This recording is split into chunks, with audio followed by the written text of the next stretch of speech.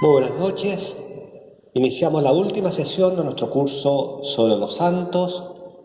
Hoy veremos a Santayana Beretta. En el nombre del Padre, y del Hijo, y del Espíritu Santo. Amén.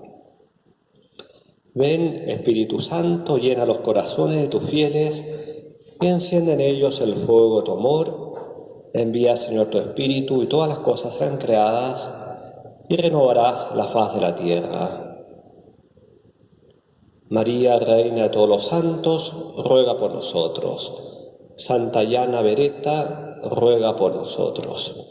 En el nombre del Padre, y del Hijo, y del Espíritu Santo. Amén. Vamos a ver una figura de nuestro tiempo. Yana, Juana sería en español, vivió en podríamos decir, la primera mitad del siglo XX. Nació poco después de la Primera Guerra Mundial, la Gran Guerra del inicio del siglo XX, y ya adulta le tocó vivir la Segunda Guerra Mundial, con todo lo que significa. Ella, vamos a ver, vivió en Italia, en el norte, una época convulsionada, pero también de muchos cambios, una época también de progreso, una época que va a estar marcada también por los años anteriores al Concilio Vaticano II, que se van gestando esos grandes movimientos de la Iglesia que van a desembocar en el Vaticano II. Santayana nace en la ciudad de Magenta, en el norte de Italia. Magenta queda cerca de Milán, que es la gran urbe del norte de Italia. Ella nace el 4 de octubre de 1922, es decir, 4 años después de terminada la Primera Guerra Mundial. Es la 10ª de los 13 hijos de sus padres. Es una familia, podríamos decir, normal, que vive en una ciudad pequeña, pero relativamente acomodada, y sobre todo una familia marcada por una profunda fe. Sus padres eran de misa diaria, se rezaba el rosario todos los días en la casa. No faltaron sufrimientos. Como era común en las familias de la época, de los 13 hijos, 5 murieron durante la infancia.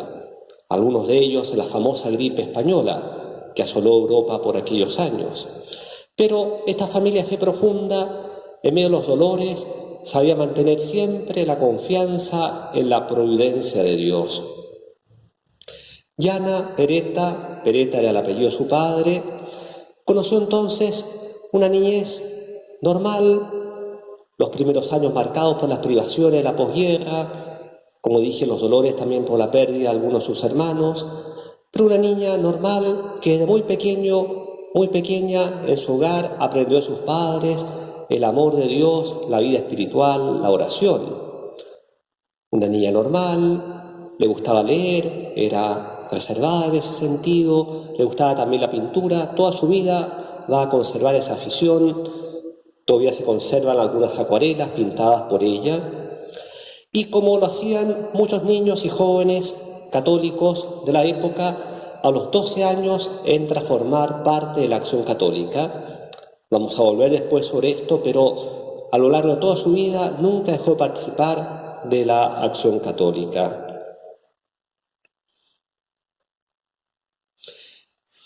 Por aquellos años, dentro de los dolores que va a sufrir la familia, va a morir la hermana mayor, Amalia, a los 26 años, que era como una segunda madre casi para Yana, que era la menor de las menores de los hijos.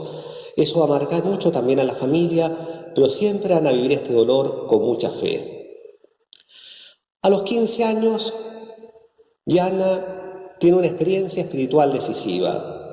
Participa en un retiro, ejercicios espirituales de 3 días, y se conservan los apuntes que ella escribió este retiro, sus propósitos espirituales, y quienes la conocieron señalan que esta experiencia espiritual, que fue muy fuerte, la va a marcar para siempre en su vida. Como ustedes pueden ver acá en la diapositiva, ella escribió, por ejemplo: Jesús, te prometo someterme a todo, a lo que tú permitas que me suceda, hazme solo conocer tu voluntad. Vamos a ver cómo ella siempre quiso hacer por sobre todo la voluntad de Dios. En ese retiro aprendió a hacer oración verdaderamente, comprendió la importancia de un plan de vida espiritual, lo que lo va a acompañar también toda la vida, y va a sacar una relación mucho más profunda con la Santísima Virgen, a quien ella aprendió a conocer desde su más tierna infancia.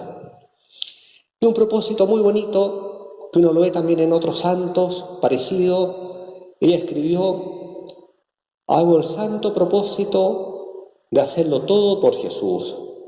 Cada acción, cada disgusto, lo ofrezco todo a Jesús. Quiero temer el pecado mortal como si fuera una serpiente. Probablemente le tenía ya mucho temor a las serpientes, ¿no? Lo repito de nuevo, 1000 veces morir antes que ofender al Señor. Esta joven, a los 15 años, hace estos propósitos que, como les digo, la van a marcar en su vida futura. Es fuerte lo que dice, pero nos muestra la madurez espiritual de esta joven, también el ambiente en el cual se formó, su familia cristiana. Llega a decir: prefiero morir 1000 veces antes que cometer un pecado mortal. En fondo ella comprendió en ese retiro la hondura, el drama del pecado y cómo el mayor tesoro de la vida es vivir en gracia de Dios. Entonces, a partir de esta experiencia, ella sale más madura. La vida va avanzando. Cuando termina el colegio, por esos años tiene una enfermedad bastante seria que la tiene un año recluida en su casa. Y van a ser también años de sufrimientos, de dolores. El año 1942, estamos en plena guerra mundial. Ese año va a ser un año de duras pruebas para la familia Peretta. Muere primero su madre, no era tan anciana, creo que tenía 50 y tantos años, y a los pocos meses muere su padre. Un dolor grande para esta familia. En pocos meses perder a ambos padres. Yana era de las menores, pero tenía ya hermanos bastante mayores.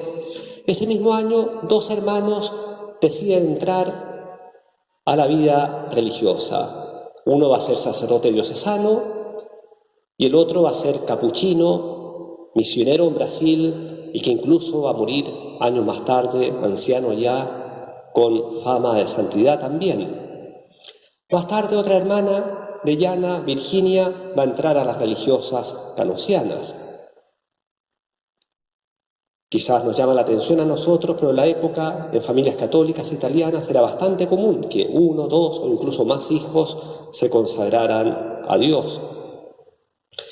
Ese mismo año, ella va a entrar a estudiar medicina a la Universidad de Pavía, también no lejos de Milán, no lejos de su ciudad natal, Magenta.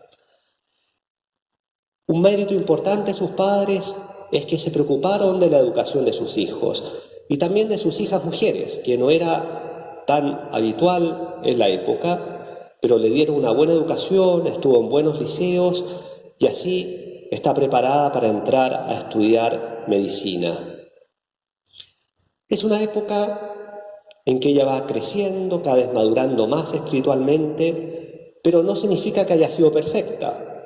Nadie es perfecto, nadie nace perfecto. Los santos se van santificando en la medida que van avanzando en el camino de la vida. Y así, leyendo de Yana, se conservan diarios espirituales, se conservan cartas que escribía a amigas de ella o a familiares o a religiosas que la conocían. En una de estas cartas ella dice algo interesante. Ella dice que reconoce sus defectos contra los cuales está luchando particularmente. Y se confiesa de 2 defectos importantes.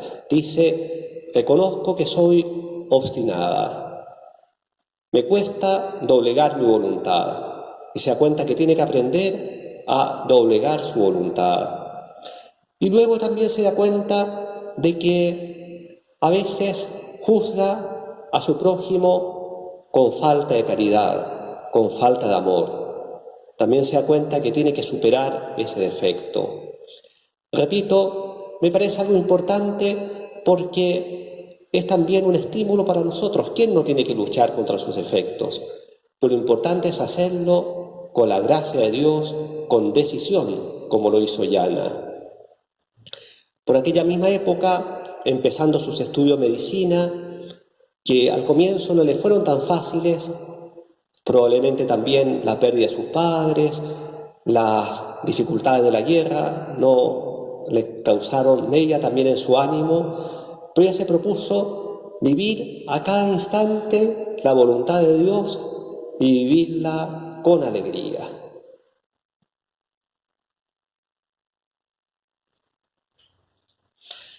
Habíamos visto hace poco que a los 12 años ella había entrado a ser parte de la Acción Católica. ¿Qué es lo que era la Acción Católica? Las personas mayores probablemente se acuerdan, fue el gran movimiento de apostolado laical, sobre todo hasta antes del Concilio Vaticano II. Y hoy día la Acción Católica tuvo su apogeo entre los años 30 y los años 60. Movilizó a miles de laicos en el apostolado en unión con la jerarquía.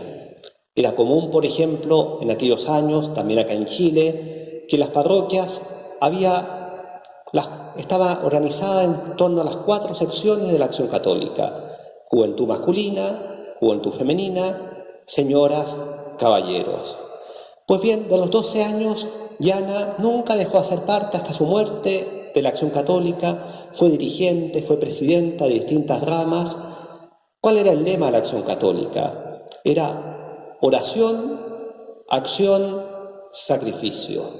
Es decir, ese apostolado para conquistar el mundo para Cristo en base cimentado a la oración que se lleva a la práctica, en las obras y también mediante el sacrificio. Yana fue una gran formadora de jóvenes.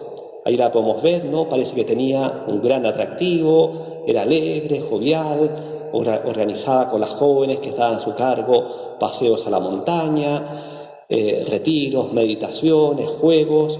Fue una gran formadora de jóvenes. Muchas jóvenes de la época, hoy día la mayoría, algunas puede que estén muy ancianas, la mayoría muertos, pero hay mucho testimonio de cómo ella marcó la vida de muchas que eran jóvenes en aquella época. Y junto con la Acción Católica, también la acción social a través de las conferencias de San Vicente de Paul. Las conferencias de San Vicente de Paul todavía existen en algunos lugares. Eran también grupos de laicos que se organizaban para hacer la caridad con los más pobres. Entonces también ahí ella en las conferencias de San Vicente fue muy activa, manifestando esa preocupación por los más necesitados.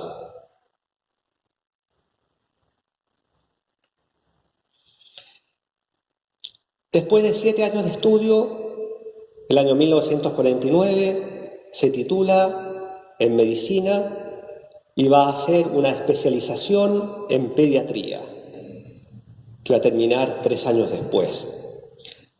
La medicina también la va a acompañar durante toda su vida. Ahí vemos una foto, ella abrió un ambulatorio, un consultorio diríamos, en la pequeña ciudad de Mésero, que quedaba muy cerca de Mallenta, donde vivía su familia.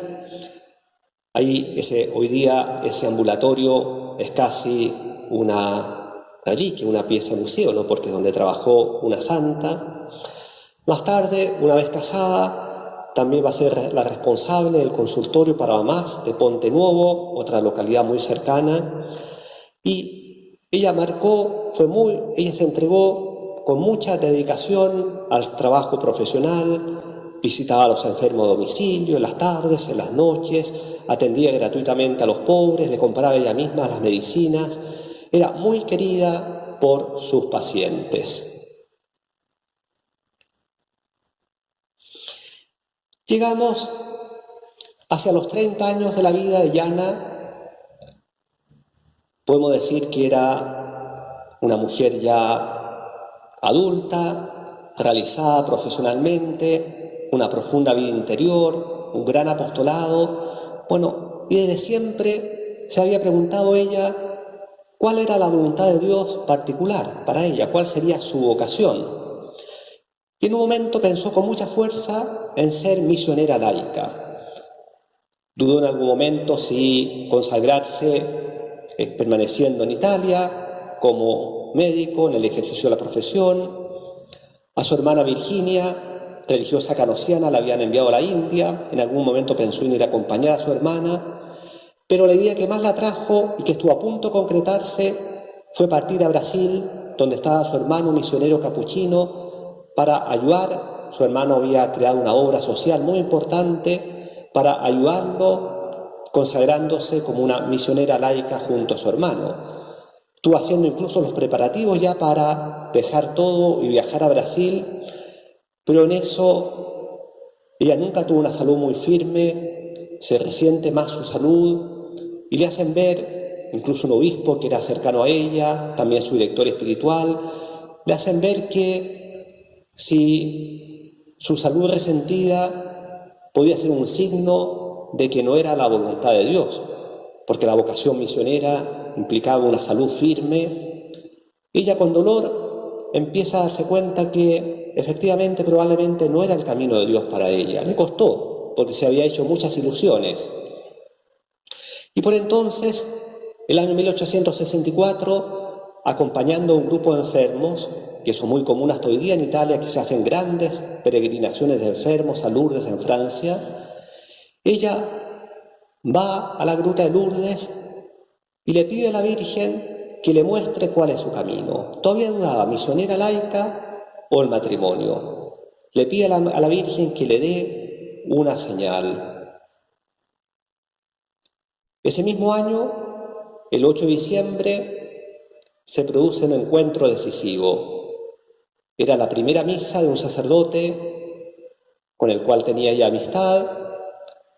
A la celebración que hubo después de la primera misa estaba también invitado un ingeniero, un hombre también de mucha fe, Pedro Molla.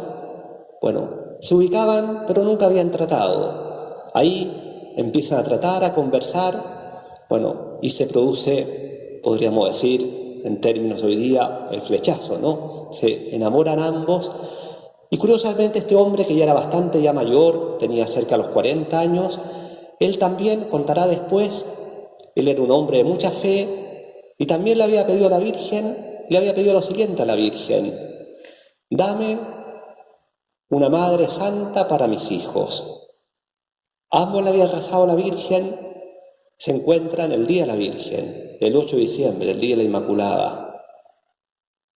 El plan de Dios es muy claro, ¿no? Bueno, en enero se comprometen, podríamos decir de novios o pololos, como diríamos acá en Chile, y el 24 de septiembre de ese año, 1955, contraen matrimonio en la iglesia de Magenta. Ahí podemos ver la foto de los novios entrando al altar.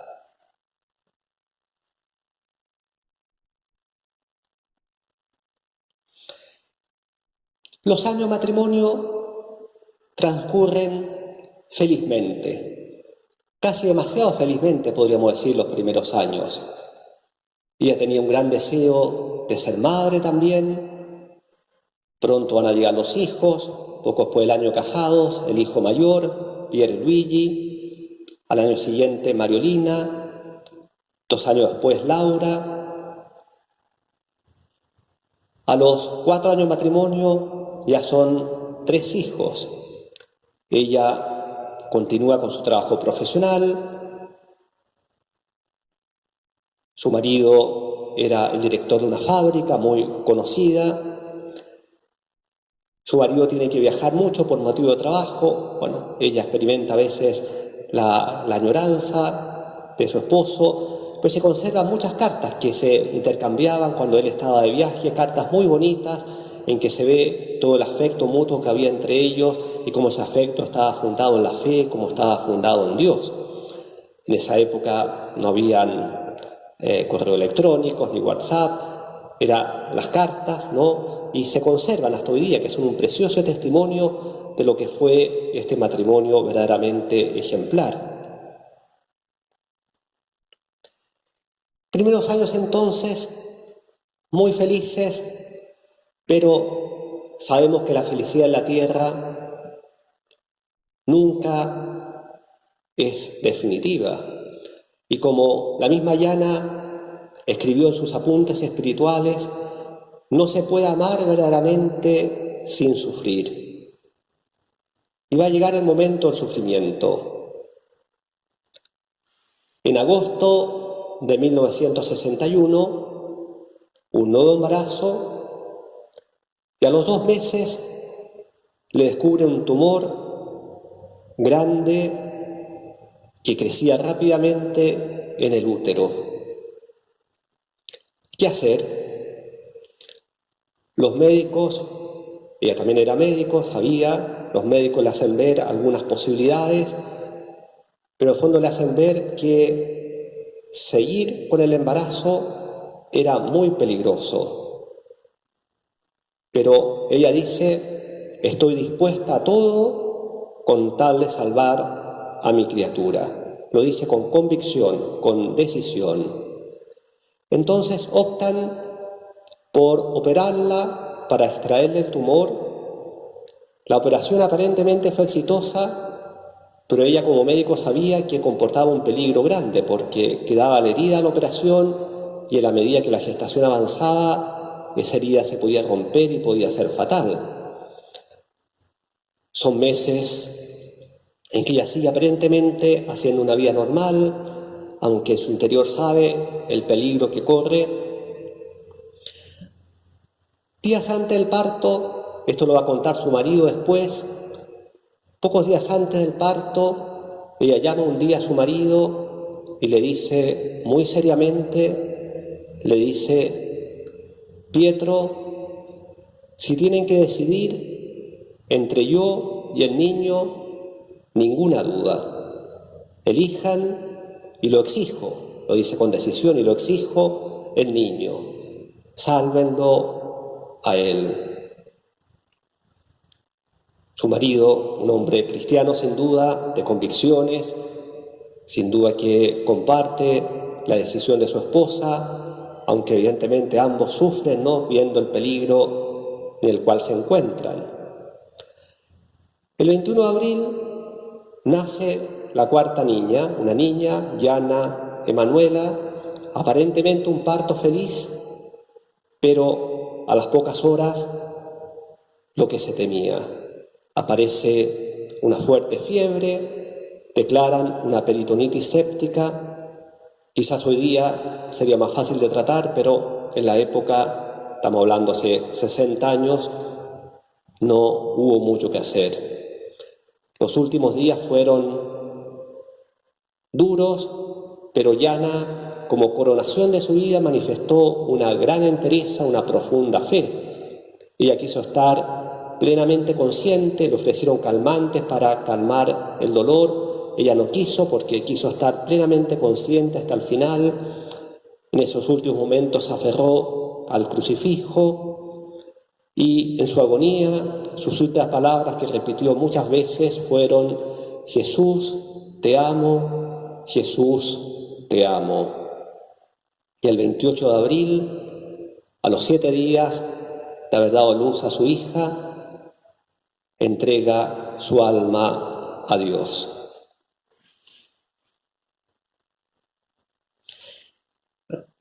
Hemos visto una panorámica de la vida de Yana Beretta.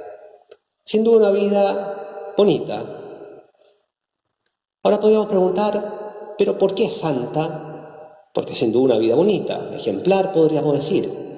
¿Pero por qué santa? Quizás hemos escuchado las semanas anteriores historias de otros santos. Uno dice, es muy distinta la vida de Yana Beretta. No se dan esos hechos extraordinarios, fenómenos místicos.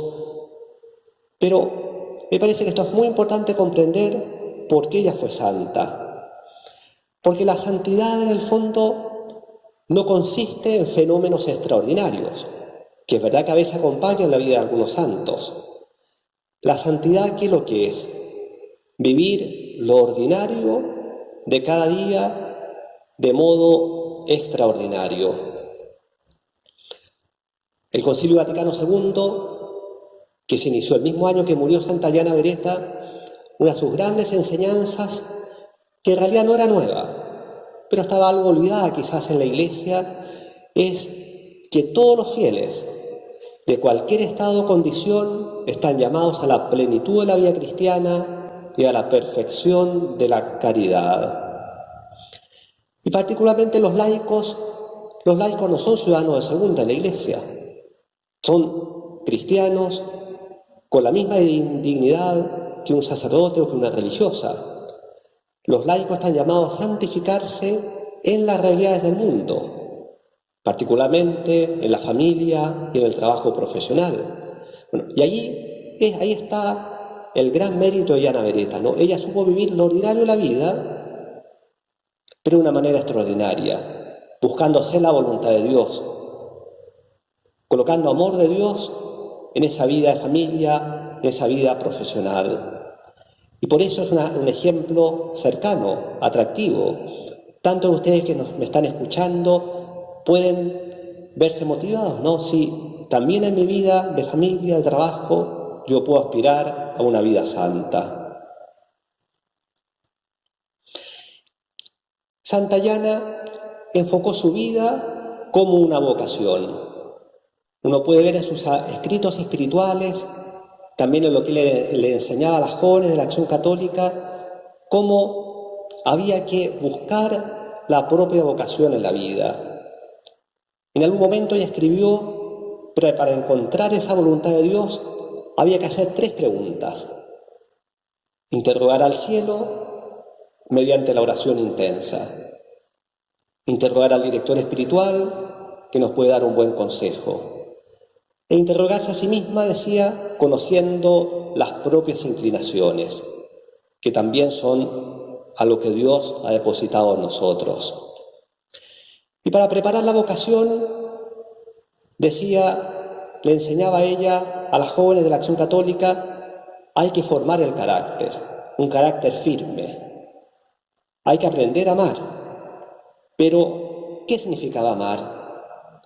Ella lo tenía muy claro. Amar significa deseo de perfeccionarse a sí misma y a la persona amada. Es decir, buscar el bien, superar el propio egoísmo, darse, entregarse, es amor total. Ese es el amor verdadero, no es un sentimentalismo barato como a veces se ve tanto en el mundo. Y también decía Santayana, es amor regulado siempre por la ley de Dios. Ella le enseñaba a las jóvenes de la Acción Católica de una manera atractiva, pero con fuerza, el valor de la pureza, la santa pureza, la castidad, para prepararse a amar verdaderamente. Ella descubrió que su vocación finalmente fue el matrimonio. Fue muy feliz en su matrimonio. El sacramento del matrimonio es, sin duda, una fuente de santificación grande para los cristianos. Como yo le decía hace un rato, se conservan muchas cartas intercambiadas por Diana y Pietro. En una de esas cartas le dice, poco antes de casarse, cuando estaban de novios, quisiera hacerte feliz y ser aquella que tú deseas, buena, comprensiva, pronta para los sacrificios que la vida nos pedirá. Y también le dice, con la ayuda de Dios haremos todo para que nuestra familia llegue a ser un pequeño cenáculo donde Jesús reine siempre en nuestros afectos, deseos y acciones. Ese fue su ideal de familia, su ideal de matrimonio. Un lugar donde Jesús pueda reinar. Es decir, esa familia como iglesia doméstica, ¿no? Entonces, el valor del sacramento del matrimonio, hoy día que está tan devaluado el sacramento del matrimonio, que tantos jóvenes no lo valoran. Bueno, Jesús les dejó a ustedes esposos, a ustedes futuros esposos, les dejó esta fuente de gracia, esta fuente de santificación, que evidentemente supone una preparación, un vivirlo en un ambiente de fe, una vida cristiana, para que el sacramento pueda producir toda la gracia que está llamada a producir. Y luego el trabajo profesional. Vamos a decir que Yana fue una mujer muy moderna, supo compaginar bien la vida del hogar con el trabajo. En sus apuntes espirituales, ella anota, por ejemplo, la importancia de ser competente profesionalmente, prepararse bien, estudiar, formarse. Y luego esa preocupación por cada paciente. Para ella, la medicina también fue una especie de sacerdocio. Y ella dejó escrito, por ejemplo, como lo pueden ver acá, hacer el bien. Nosotros tenemos ocasiones que el sacerdote no tiene. Nuestra misión no termina cuando las medicinas ya no sirven.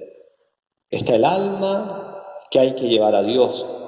Nuestra palabra, como médico, tiene autoridad.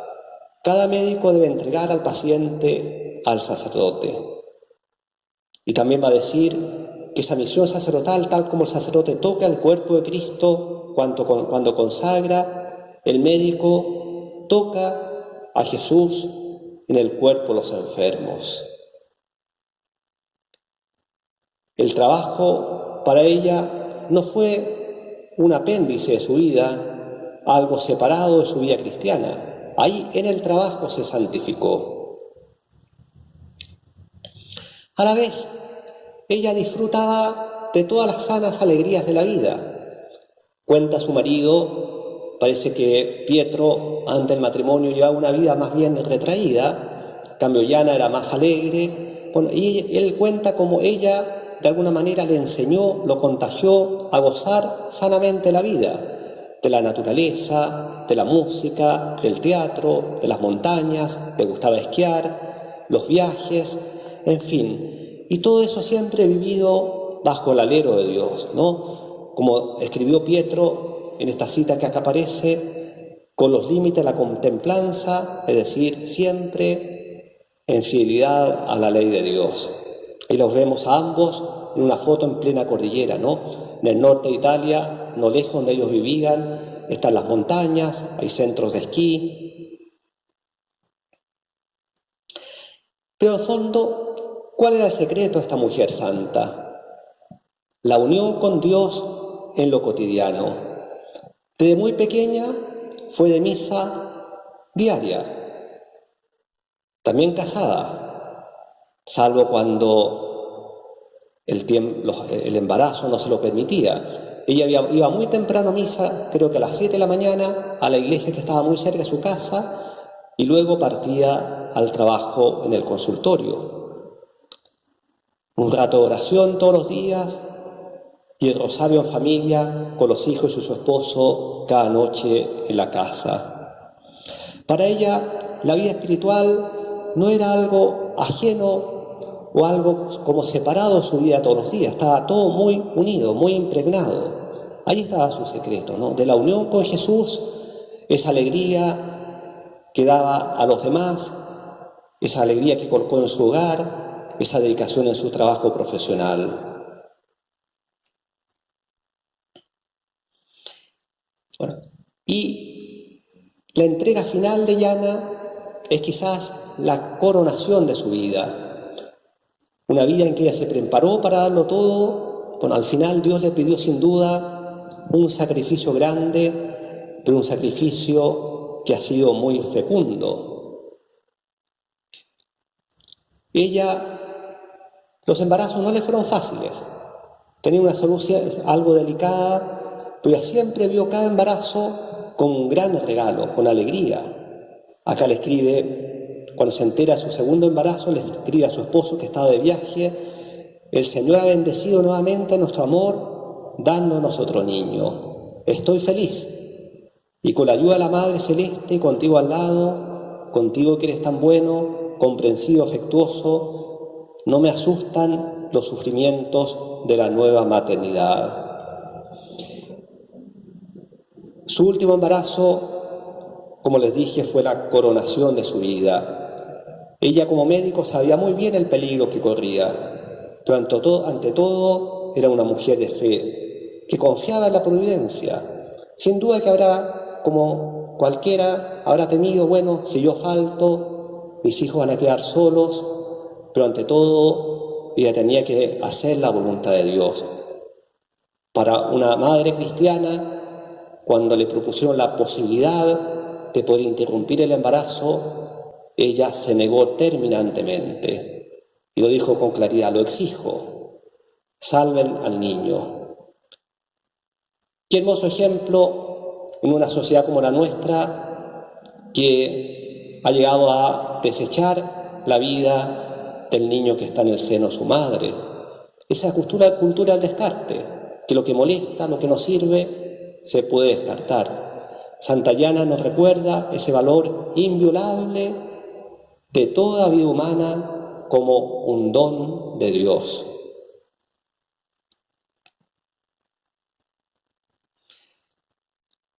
Creo que a este punto comprendemos por qué ella es santa, porque vivió, repito, de modo extraordinario lo ordinario de su vida de joven, de estudiante, de apóstol de la juventud, de esposa, de madre, de médico, de cristiana.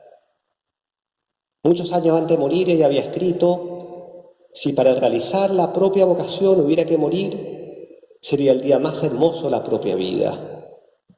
Esas palabras se cumplieron en ella. Y la Iglesia la propone como modelo para nuestro tiempo, modelo de mujer cristiana. Fue beatificada el año 1994 y canonizada el año 2004.